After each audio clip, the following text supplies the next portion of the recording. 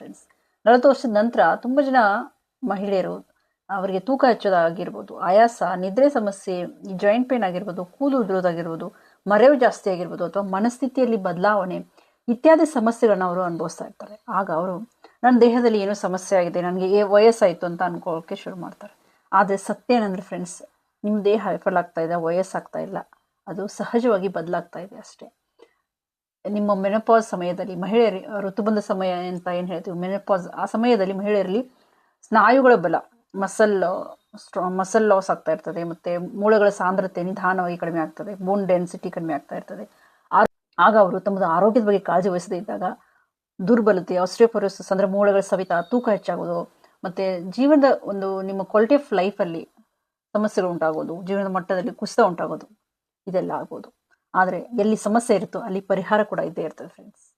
So ನೀವು ಸ್ನಾಯುಗಳನ್ನ ಕಾಪಾಡಿಕೊಳ್ಳೋಕ್ಕೆ ಸಾಕಷ್ಟು protein ಯುಕ್ತ ಆಹಾರಗಳನ್ನ ಸೇವಿಸೋದಾಗಿರ್ಬೋದು, ಮೂಳೆಗಳನ್ನ ಬಲವಾಗಿಡಿಸೋಕ್ಕೆ ಬೆಳಗಿನ ಸೂರ್ಯನ ಬೆಳಕು ಮತ್ತು ಕ್ಯಾಲ್ಸಿಯಂ ಯುಕ್ತ ಆಹಾರವನ್ನು ಸೇವಿಸೋದು, ಸೀಡ್ಸ್ ಸೈಕಲ್ ಮಾಡೋದು ಅಂದ್ರೆ ಬೀಜಗಳು, ಪಂಪ್ಕಿನ್ ಸೀಡ್ಸ್, ಫ್ಲಾಕ್ ಸೀಡ್ಸ್ ಅಂದ್ರೆ ಸೂರ್ಯಕಾಂತಿ ಬೀಜಗಳು, ಕುಂಬಳಕಾಯಿ ಬೀಜಗಳು, ಚಿಯಾ ಸೀಡ್, ಇವುಗಳ ಅಂದ್ರೆ ಒಳ್ಳೆ ಫ್ಯಾಟ್ ಇರೋ ಸೀಡ್ಸ್ಗಳನ್ನ ತೆಗೆದುಕೊಳ್ಳೋದು, ಒಣ ಹಣ್ಣುಗಳು, ಡ್ರೈ ಫ್ರೂಟ್ಸ್ ಅಲ್ಲಿ ವಾಲ್ನಟ್, ಬಾದಾಮನ್ನು ತೆಗೆದುಕೊಳ್ಳೋದು, ಹಣ್ಣುಗಳು ಮತ್ತೆ ತರಕಾರಿಗಳನ್ನ ಹೆಚ್ಚು ಫೈಬರ್ ಯುಕ್ತ ಆಹಾರವನ್ನು ನಿಮ್ಮ ಆಹಾರದಲ್ಲಿ ದಿನವೂ ಸೇರಿಸ್ಕೊಳ್ಳೋದು.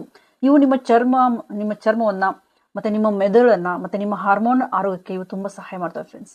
ಅದ್ರ ಜೊತೆಗೆ ನಿಮಗೆ ನಿಯಮಿತವಾಗಿ ವ್ಯಾಯಾಮ ಮಾಡೋದು, ವಿಶೇಷವಾಗಿ ವಾಕ್ ಮಾಡೋದು, ಮತ್ತೆ ಸ್ಟ್ರೆಂತ್ ಟ್ರೈನಿಂಗ್ ವ್ಯಾಯಾಮಗಳನ್ನ ಮಾಡೋದು, ಇವು ನಿಮ್ಮ ಮಸಲ್ನ ಸ್ಟ್ರಾಂಗ್ ಮಾಡ್ತವೆ. ಮತ್ತೆ ಅದ್ರ ಜೊತೆಗೆ ಉತ್ತಮ ನಿದ್ರೆ ಕೂಡ.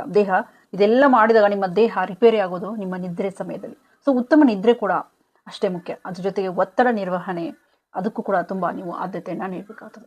ಸೊ ಒಂದು ವಿಷಯನ ನೆನ್ಪಿಟ್ಕೊಳ್ಳಿ, ಪ್ರೋಟೀನ್ ದೇಹದ ಕಟ್ಟಡ ಅನ್ನೋದಾದ್ರೆ ಅದು ಕಟ್ಟಡದ ಇಟ್ಟಿಗಳಾದ್ರೆ ವಿಟಮಿನ್ ಮತ್ತೆ ಖನಿಜಗಳು ಅವನ್ನ ಗಟ್ಟಿಯಾಗಿ ಅಂದ್ರೆ ಒಂದು ಹಿಡ್ಕೊಳ್ಳೋ ಸಿಮೆಂಟ್ಗಳಿದ್ದಾಗೆ. ಹೇಗೆ ನಾವು ಬ್ರಿಕ್ಸ್ ಒಳಗಡೆ ಸಿಮೆಂಟ್ ಹಾಕ್ತಿವಿ ಅದನ್ನ ಹಿಡ್ಕೊಳ್ತಲ್ಲ, ಅದೇ ತರ ಈ ಖನಿಜಗಳು ಮತ್ತೆ ವಿಟಮಿನ್ಗಳು ಅವಕ್ಕೆ ಸಿಮೆಂಟ್ ಇದ್ದಂಗೆ ಫ್ರೆಂಡ್ಸ್. ಮತ್ತೆ ಮುಖ್ಯವಾಗಿ ಎಲ್ರಿಗೂ ನಿಮ್ಮ ಆರೋಗ್ಯವನ್ನ ತ್ಯಾಗ ಮಾಡಬೇಡಿ. ಅಂದ್ರೆ ನೀವು ನಿಮ್ಮ ಬಗ್ಗೆ ಸೆಲ್ಫ್ ಕೇರ್ ಬಗ್ಗೆ, ಸೆಲ್ಫ್ ಲವ್ ಬಗ್ಗೆ ಜಾಗೃತರಾಗಿ. ನಿಮ್ಮ ಆರೋಗ್ಯ ಚೆನ್ನಾಗಿದ್ರೆ ಮಾತ್ರ ನೀವು ಕುಟುಂಬವನ್ನು ಚೆನ್ನಾಗಿ ನೋಡ್ಕೊಳ್ಬಹುದು. ಸೊ 40 ವರ್ಷದ ನಂತರ ನಿಮ್ಮನ್ನ ನೀವು ಆರಿಸಿಕೊಳ್ಳುವ ಸಮಯ ಬಂದಿದೆ. ನಿಮ್ಮ ಆರೋಗ್ಯದಲ್ಲಿ ಹೂಡಿಕೆ ಮಾಡಿ. Health is an investment. ನಿಮ್ಮ ದೇಹವನ್ನ ಬಲಪಡಿಸಿ ಮತ್ತು ಸಂತೋಷದಿಂದ ಬದುಕಿ.